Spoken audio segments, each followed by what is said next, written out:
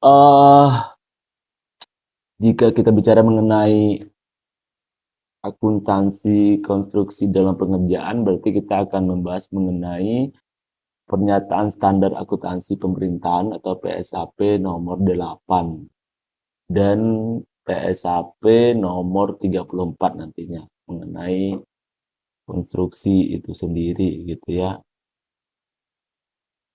Nah, PSAP nomor 34 itu nanti akan berkaitan dengan eh, kontrak konstruksi gitu. Sorry, di PSAK nomor 34 mengenai kontrak konstruksi. Nah, jika kita mengkaitkan mengenai akuntansi konstruksi dalam pengerjaan ini, itu di PSAP udah dijelaskan semuanya mengenai apa saja yang berhubungan dengan konstruksi dalam pengerjaan. Nah, termasuk hal-hal yang ditanyakan tadi oleh rekan-rekan sekalian ya. Kenapa akuntansi dalam konstruksi itu eh, penggolongan asetnya diklasifikasikan kepada aset tetap gitu. Nah, untuk menjawab itu sebenarnya sederhana. Semua pertanyaan itu harusnya kita kaitkan ke PSAP ya, pernyataan standar akuntansi pemerintahan. Di sana juga sudah dijelaskan apa saja yang masuk ke dalam kategori aset tetap gitu. Dalam PSAP nomor 7 ini sendiri itu dijelaskan bahwasanya seluruh unit dari aset dalam pemerintahan yang menyajikan laporan keuangan itu ditujukan untuk eh, mengatur mengatur tentang perlakuan akuntansinya gitu. Termasuk di dalamnya antara lain pengakuannya, penilaiannya, penyajiannya, dan pengungkapan pengungkapan yang perlu dilakukan gitu.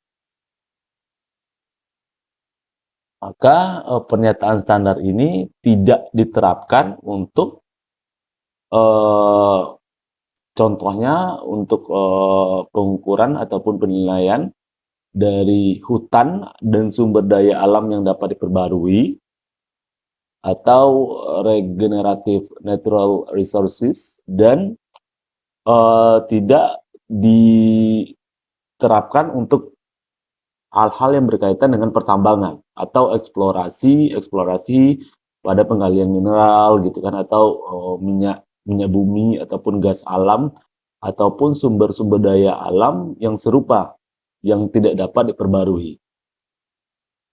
Tetapi namun demikian pernyataan standar akuntansi pemerintah nomor 7 ini juga berlaku untuk aset tetap yang digunakan untuk mengembangkan ataupun yang digunakan untuk memelihara aktivitas suatu aset di dalam pemerintahan yang mencakup dalam kedua hal tersebut gitu. Tetapi aktivitasnya memang dipisahkan dari aktivitas atau asetnya gitu. Nah, secara umum aset tetap di dalam PSAP nomor 7 ini uh, dijelaskan bahwasanya itu merupakan suatu bagian utama dalam aset di pemerintahan gitu. Jadi oleh karena itu dalam hal penyajiannya pun dalam akuntansi itu penyajiannya disajikan dalam neraca gitu. Termasuk dalam aset tetap oleh pemerintahan gitu. Karena kenapa gitu kan? Karena pertama aset tetap yang dimiliki oleh entitas pelaporan di pemerintahan ini itu dimanfaatkan oleh entitas lainnya, tetapi dalam satu lingkup pemerintahan gitu. Misalkan dimanfaatkan oleh entitas pemerintahan lainnya gitu, atau instansi pemerintahan lainnya, atau aset aset tetapnya itu dimanfaatkan oleh apalagi contoh entitas lainnya, oleh kampus atau universitas gitu, ataupun pemanfaatannya bisa dilakukan ataupun dikerjakan oleh kontraktor gitu. Terus apa aja yang masuk aset tetap lainnya itu hak atas tanah gitu. Tetapi, aset tetap yang dimaksud di sini itu tidak termasuk, aset yang dikuasai untuk dikonsumsi dalam operasi pemerintahan gitu. Misalkan aset tetapnya, misalkan aset-aset yang termasuk konsumsi oleh operasional pemerintahan, misalkan, material ataupun, perlengkapan gitu, material ataupun supplies gitu ya. Nah, klasifikasi aset tetap ini apa aja gitu. Terkait dengan pertanyaan tadi, pertanyaan dari siapa tadi? Belia. Siapa sih? Ya, pertanyaan dari rekan-rekannya tadi lah gitu. Aset tetap ini diklasifikasikan berdasarkan dari kesamaan dari sifat ataupun fungsinya gitu. Tentunya hal tersebut disetarakan dengan aktivitas operasi dari entitas tersebut gitu. Nah, apa aja klasifikasinya? Dalam pernyataan standar akuntansi pemerintahan nomor 7 itu klasifikasinya ada yang disebut dengan pertama itu tanah, terus peralatan dan mesin, itu juga termasuk dalam aset tetap, gedung dan bangunan, terus jalan, jaringan ataupun irigasi, dan aset tetap lainnya. Terus yang terakhir ada konstruksi dalam pengerjaan gitu. Nah, konstruksi dalam pengerjaan ini mencakup aset tetap yang sedang dalam proses pembangunan gitu. Namun ternyata pada tanggal laporan keuangan itu belum selesai seluruhnya gitu. Artinya masih dalam proses kan? Nah, hal tersebut termasuk dalam klasifikasi aset tetap dalam pemerintahan gitu. Karena kalau kita mengacu kepada PSAP ya, itu mencakup ataupun memenuhi semua klasifikasi pengakuan dari aset tetap itu tersendiri gitu. Misalkan apa sih pengakuan dari aset tetap itu apa? Berwujud. Nah, konstruksi dalam pengerjaan itu udah termasuk itu jelas itu ya ada wujudnya gitu. Terus yang kedua mempunyai masa manfaat lebih dari 12 bulan gitu. Ya pastilah itu. Terus biaya perolehan aset dapat diukur dengan reliable gitu atau secara andal gitu. Terus apalagi pengakuannya? Pengakuan dari aset tetap ini. Terus tidak dimaksudkan untuk dijual dalam operasi operasional normal di suatu entitas gitu. Karena itu milik pemerintahan ya, namanya konstruksi dalam pengerjaan di pemerintahan gitu. Terus apalagi diperoleh dan dibangun dengan maksud tidak untuk dijual atau dibangun dan diperoleh dengan maksud untuk digunakan gitu.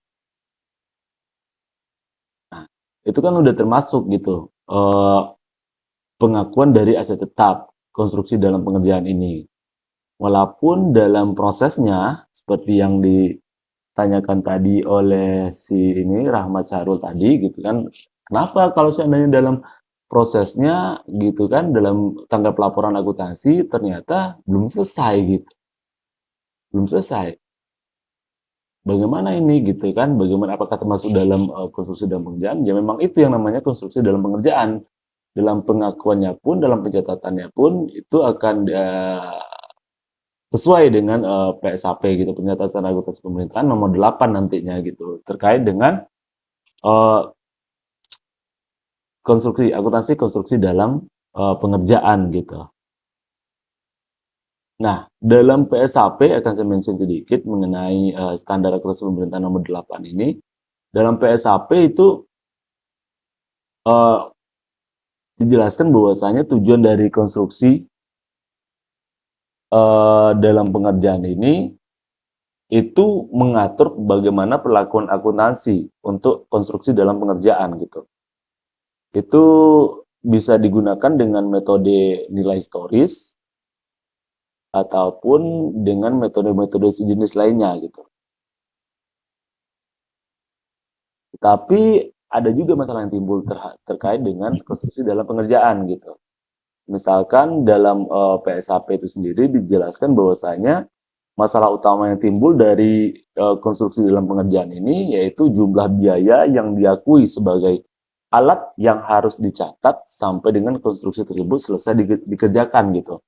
Artinya biaya-biaya tersebut yang dilaporkan harus total keseluruhan biaya hingga konstruksi tersebut selesai dikerjakan gitu. Nah, di sana terdapat sedikit apa ya? Sedikit apa namanya itu ya? Ketidakjelasan lah atau ketidakpastian angka-angka dari biaya-biaya yang terpakai dalam konstruksi dalam pengerjaan gitu. Nah, ini akan saya bahas nanti. Ini yang akan terkait dengan PSAK nomor 34 gitu mengenai kontrak konstruksinya gitu. Bagaimana perlakuannya nanti gitu. Nah, ruang lingkupnya apa? Ruang lingkupnya yaitu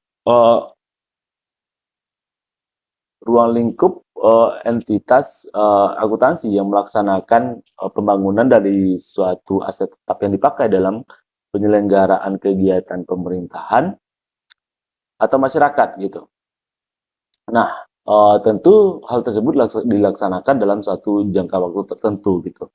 Baik itu pelaksanaan pembangunannya dilakukan secara swakelola atau oleh pihak ketiga, tapi tetap harus melaksanakan berdasarkan standar ini gitu. Nah, begitu yang terkait dalam PSAP nomor 8 gitu. Nah, apa aja itu yang termasuk dalam konstruksi dalam pengerjaan gitu. Selain dari apa ya? Ya termasuklah aset tetap semuanya itu ya. Misalkan itu mencakup tanah, peralatan, mesin, gedung, bangunan, jaringan irigasi dan aset tetap lainnya gitu. Pokoknya yang terkait dengan PSAP nomor 7 tadi mengenai aset tetap gitu yang sudah bisa mention tadi. Terus kontrak konstruksinya juga berkaitan dengan bagaimana perolehan suatu aset yang berhubungan erat dan saling ketergantungan satu sama lain gitu. Misalkan dalam hal perancangannya, dalam hal fungsi ataupun tujuannya, dari segi teknologinya gitu. Dan misalkan kontrak seperti ini yaitu contohnya itu konstruksi dalam jaringan irigasi gitu. Nah, banyak hal yang ini ya, yang harus disatukan dalam kontrak konstruksi ini, maksudnya dari segi segmentasi gitu ya. Jadi ketentuan-ketentuan dari standar ini sebenarnya itu diterapkan secara terpisah untuk setiap kontrak konstruksi gitu. Tetapi dalam keadaan tertentu, dalam kondisi tertentu itu perlu menerapkan pernyataan ini gitu. Nah, misalkan pada suatu komponen kontrak konstruksi tunggal gitu ya, yang dapat kita identifikasi secara manual ataupun secara terpisah, itu dilakukan secara bersama-sama nantinya gitu. Agar nanti dalam kontrak konstruksi tersebut itu mencerminkan bagaimana hakikat dari suatu kontrak konstruksi atau kelompok dari kontrak konstruksi tersebut gitu. Nah, begitu dari segi penyatuan segmentasinya gitu. Sedangkan untuk pengukurannya itu sudah dibahas juga tadi oleh penyanyi. Itu konstruksi dalam pengerjaan itu memang dicatat dengan biaya perolehan. Sedangkan untuk biaya konstruksinya itu dikerjakan secara swakelola. Misalkan terlalu biaya yang berhubungan langsung dengan kegiatan konstruksi, terus biaya yang didistribusikan pada kegiatan yang nantinya dapat dialokasikan ke konstruksi tersebut, terus adanya biaya-biaya yang secara khusus nanti dibayarkan sehubungan dengan konstruksi yang bersangkutan gitu. Misalkan itu nanti biaya yang langsung berhubungan dengan konstruksi yang bersangkutan itu contohnya adanya biaya pekerja lapangan gitu, termasuk dengan biaya supervisornya atau biaya penyelianya. atau biaya-biaya yang terkait dengan bahan yang digunakan dalam konstruksi gitu, atau biaya peralatan, pemindahan alat-alat berat ataupun alat-alat ataupun bahan-bahan dari lokasi A ke lokasi B, atau dari suatu lokasi ke lokasi pelaksanaan konstruksi gitu. Terus adanya biaya biaya penyewaan gitu, ataupun biaya-biaya rancangan ataupun bantuan teknis lainnya gitu. Nah, itu sudah dijelaskan semua dalam PSAP nomor 8 gitu, terkait dengan bagaimana pengukuran dari konstruksi itu sendiri gitu. Nah, terus nilai konstruksi ini juga dikerjakan oleh kontraktor itu melalui kontrak konstruksi gitu. Kontrak konstruksi apa aja? Itu meliputi pertama termin yang sudah dibayarkan kepada kontraktor yang nantinya berhubungan dengan tingkat penyelesaian pekerjaan. Terus adanya kewajiban yang masih harus dibayar pada kontraktor yang berhubungan dengan pekerjaan yang telah diterima tetapi belum dibayar gitu pada tanggal pelaporannya gitu. Terus adanya pembayaran klaim pada kontraktor ataupun pihak ketiga yang sehubungan dengan pelaksanaan kontrak konstruksi gitu. Dalam jumlah biaya pinjaman yang dikapitalisasi itu juga tidak boleh melebihi jumlah biaya bunga yang dibayarkan pada periode bersangkutan gitu. Nah, apabila nanti terjadi pinjaman yang digunakan untuk membiayai beberapa jenis aset yang diperoleh dalam suatu periode tertentu gitu, uh, biaya pinjaman periode tersebut akan dialokasikan ke masing-masing konstruksi dengan memakai metode rata-rata tertimbang nantinya gitu, atas total pengeluaran biaya konstruksi itu sendiri gitu. Nah, uh,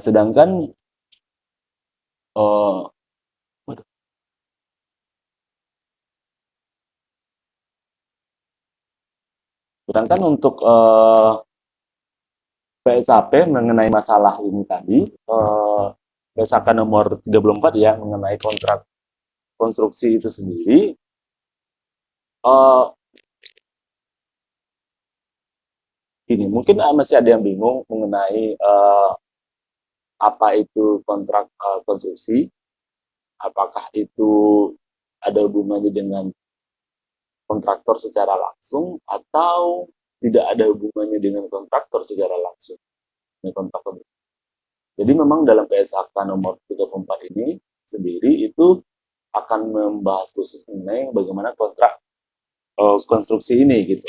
Apakah berhubungan dengan dunia kontraktor atau memang masing-masing itu digunakan untuk mengakui transaksi yang terjadi dalam bidang konstruksi itu sendiri gitu. Nah, hal ini juga bisa kita lihat dari eh, bagaimana tujuannya ya disebutkan dalam PSAK gitu, yaitu untuk menggambarkan perlakuan akuntansi pendapatan dan biaya yang berhubungan dengan kontrak konstruksi, di mana nanti hal tersebut diakibatkan karena sifat-sifat dari uh, aktivitas yang dilakukan pada kontrak konstruksi tersebut. Misalkan aktivitasnya seperti tanggal aktivitas dalam kontrak itu mulai dilakukan ataupun tanggal saat aktivitas tersebut selesai dilaksanakan gitu. Biasanya itu memang terjadi di jatuh tempo pada tanggal yang berlainan. Nah, seperti yang saya sebutkan tadi, yaitu permasalahan utama dalam akuntansi kontrak konstruksi ini adalah pengalokasian dari biaya-biayanya.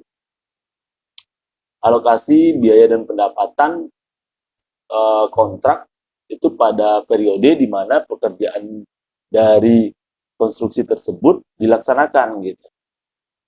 Biaya tersebut diakui gini, biaya tersebut diakui pada saat konstruksi tersebut selesai dilaksanakan. Sedangkan pada kenyataannya ataupun pada saat pengerjaannya pun pada saat jatuh tempo tanggal pelaporan misalkan itu ternyata belum selesai dikerjakan. Sedangkan biaya itu diakui pada saat uh,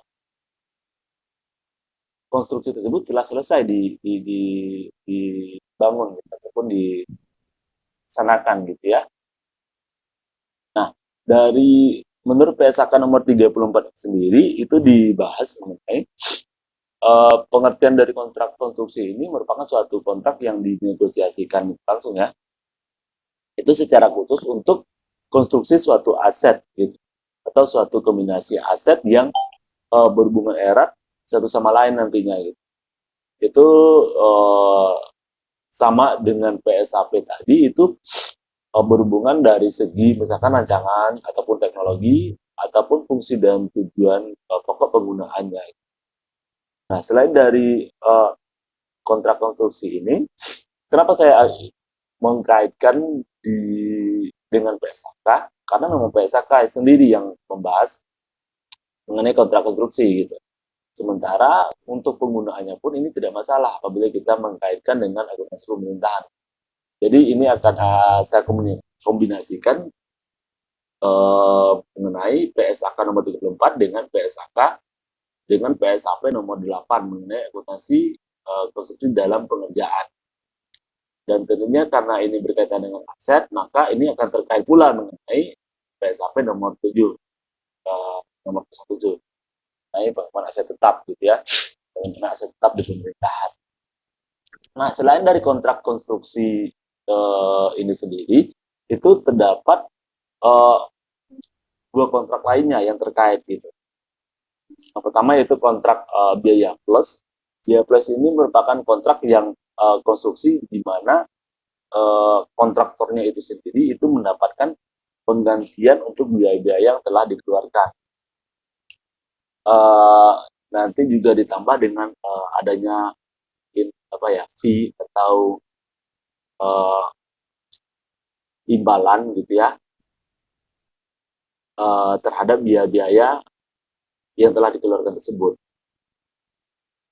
Nah, terus setelah kontrak-kontrak tersebut dikeluarkan gitu, maka akan dilanjutkan lagi kepada kontrak harga tetap. Gitu. Jadi selain dari adanya kontrak biaya plus, nanti akan ada kontrak biaya tetap. Gitu. Apa itu kontrak biaya tetap? Kontrak biaya tetap ini merupakan kontrak konstruksi dengan syarat bahwa kontraktor telah menyetujui nilai dari kontrak yang telah ditentukan gitu. Atau tarif-tarif yang telah digunakan atau sudah dibicarakan sebelumnya itu sudah disetujui semuanya. Jadi tarif itu telah bersifat tetap dan ditentukan per unit bagaimana outputnya nanti. Yang nanti dalam prosesnya mungkin akan disesuaikan lagi pada ketentuan-ketentuan kenaikan biaya. Karena ada beberapa biaya dari item tertentu, dari unit ataupun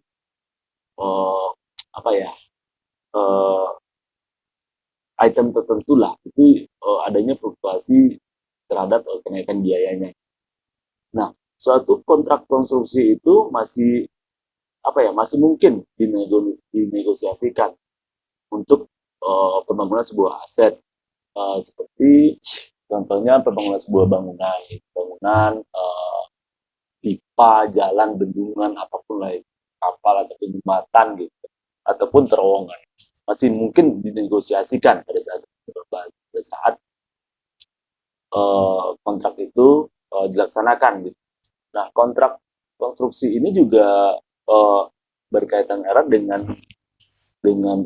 sejumlah aset yang berhubungan ataupun saling ketergantungan satu sama lain dalam hal mungkin ya dan fungsi dan tujuannya ataupun dalam hal rancangannya berkaitan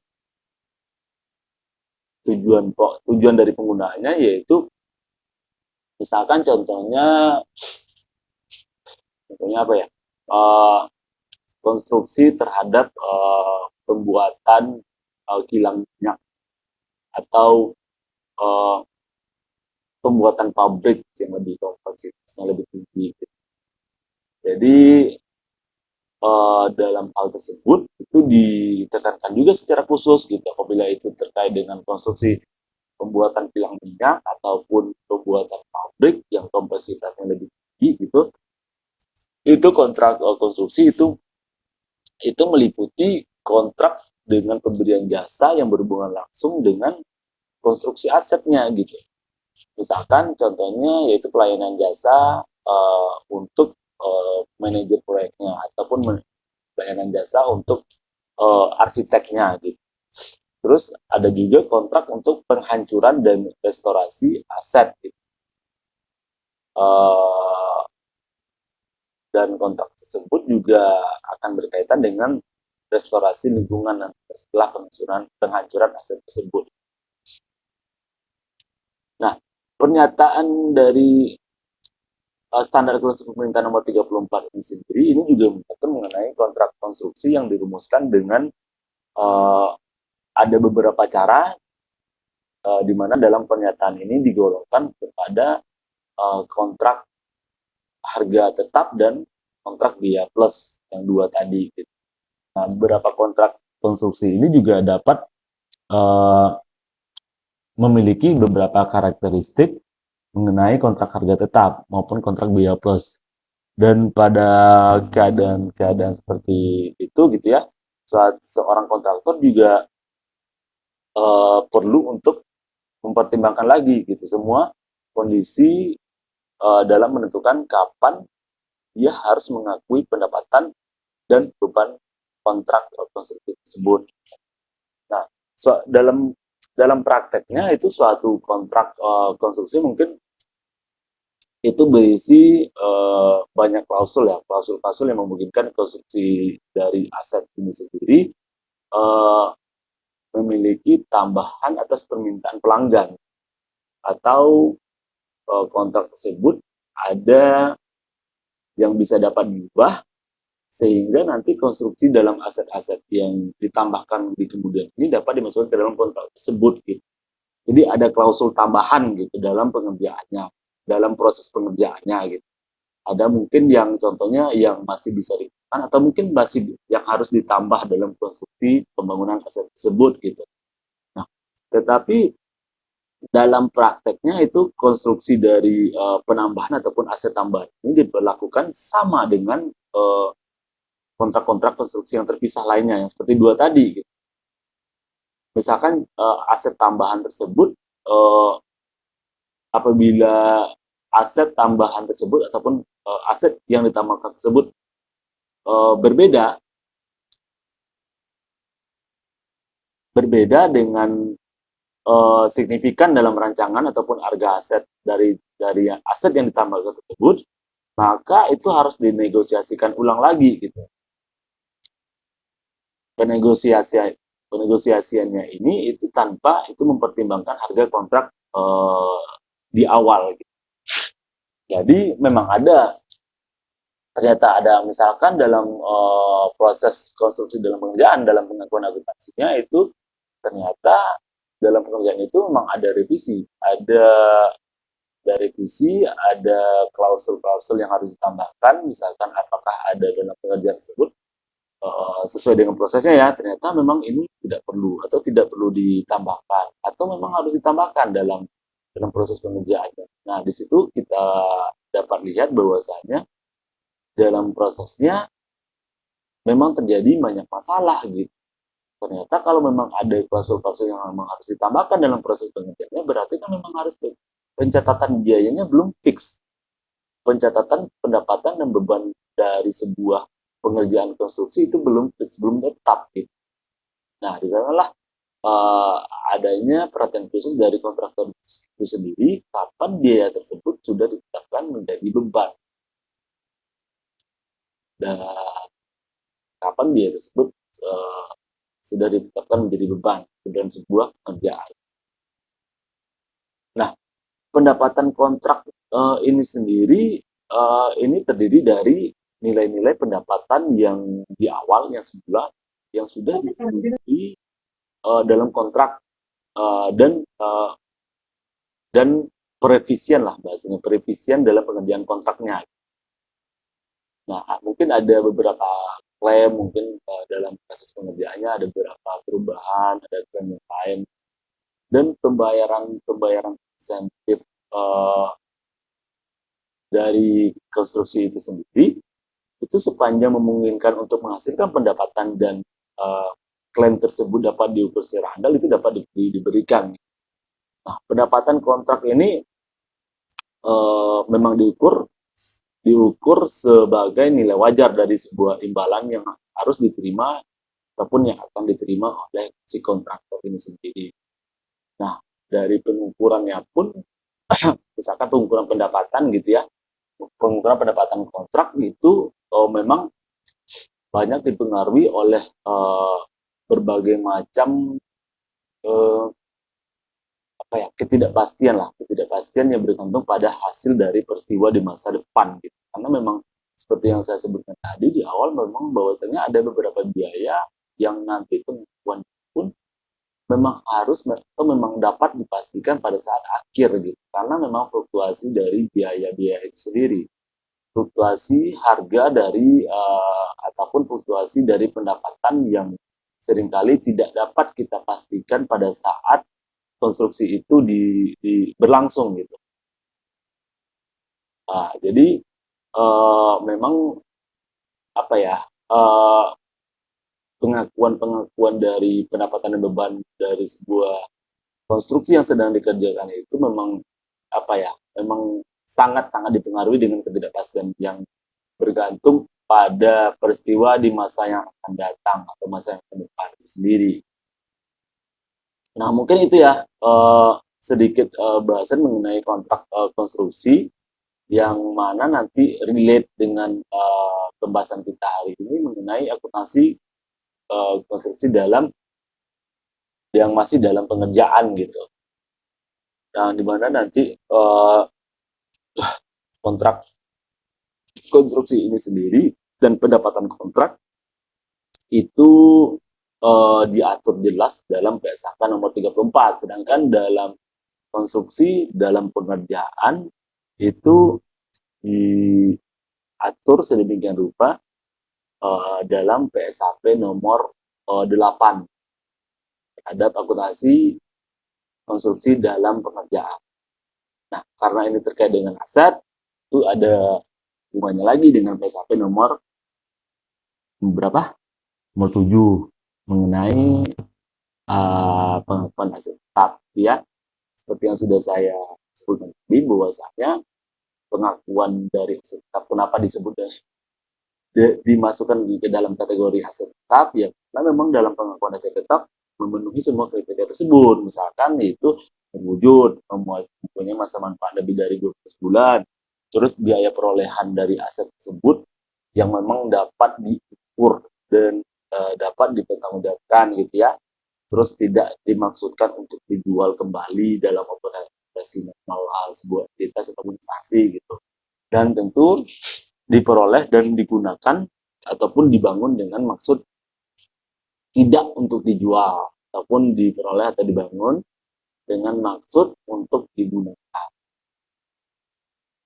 Nah, dengan dalam menentukan suatu aset tetap memiliki manfaat dari 12 bulan, itu sebuah entitas atau instansi pemerintah juga harus menilai bagaimana manfaat ekonominya di masa depan gitu yang dapat diberikan oleh aset tetap tersebut.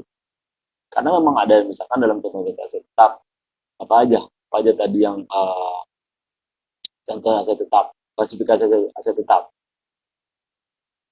Ada tanah, ada peralatan, ada mesin, ada building, ada irigasi, jaringan ataupun jalan, ataupun ada contohnya lain, klasifikasinya konstruksi dalam pengerjaan.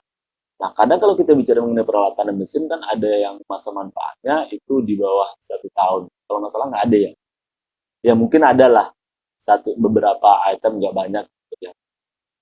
Ternyata masa manfaatnya itu tidak lebih dari 12 bulan atau sebelum 12 bulan harus ada uh, apa perevisian ataupun pembaruan gitu, pembaruan model ataupun apapun lah itu. Nah, dalam hal tersebut misalkan itu uh, sebuah instansi ataupun sebuah entitas itu harus harus uh, harus ahli dalam menilai manfaat ekonomi di masa depan yang diberikan oleh aset tetap tersebut, baik itu itu spesifikasi terkait dengan peralatan ataupun mesin yang digunakan gitu. Baik itu secara langsung maupun tidak langsung gitu.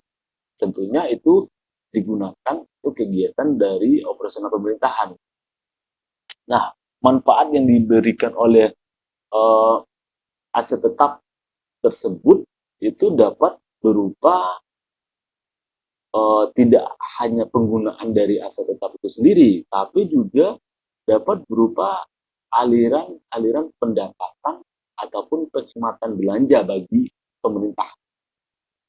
Jadi itu udah jelas ya, kalau seandainya manfaat yang lebih dari 12 bulan ini, yang lebih dari 1 tahun ini, tidak hanya dari segi penggunaannya jangka panjang atau penggunaannya bisa lama gitu, ada biasa beberapa periode akuntansi itu berhubungan tidak hanya dengan itu, tetapi manfaat yang dapat diberikan dari penggunaan aset tetap ini bisa berupa berupa aliran pendapatan ataupun penghematan belanja bagi pemerintah gitu. Jadi manfaat ekonomi di masa yang akan datang pun akan mengalir ke suatu entitas, dan itu dapat dipastikan apabila entitas tersebut akan menerima manfaat dari penggunaan aset tetap itu sendiri. Nah, kepastian dari manfaat dari aset tetap ini sendiri hanya bisa tersedia apabila manfaat ataupun resikonya telah diterima tersebut. Gitu. Nah, sebelum hal ini terjadi, mungkin perolehan aset tidak dapat diakui. Karena memang tujuan utama dari perolehan aset tetap ini memang untuk digunakan oleh pemerintah dalam mendukung kegiatan operasionalnya. Gitu. Dan memang tidak dimaksudkan untuk dijual sesuai dengan pengakuan aset tetap itu sendiri gitu. Tidak diperoleh atau dibangun dengan dimaksud untuk digunakan. Oke, saya harap cukup ya jelasan mengenai konstruksi dalam pengerjaan.